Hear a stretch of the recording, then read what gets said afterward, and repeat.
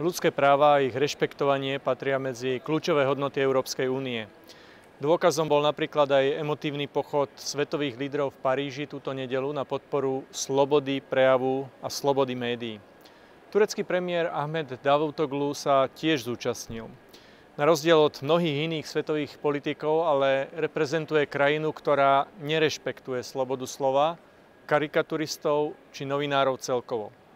Keď dánske noviny Jyllands-Posten zverejnili v roku 2005 karikatúry proroka Mohameda, vtedajší premiér a dnešný prezident Erdogan vyhlásil, že sloboda slova musí mať limity.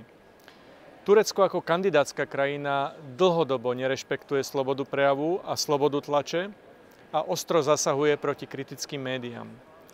Ľudskoprávne organizácie ako Human Rights Watch dlhodobo poukazujú na situáciu médií, vrátane karikaturistických a volajú po reforme a najmä aplikácii justičných reforiem a po dodržovaní slobody slova, médií, internetu a práv na zhromažďovanie a združovanie.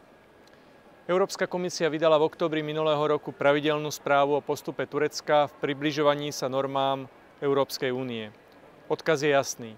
Treba podporovať dialóg naprieč politickým spektrom i celou spoločnosťou, oživiť úsilie o reformy vlády, práva a najmä dodržovanie základných ľudských práv.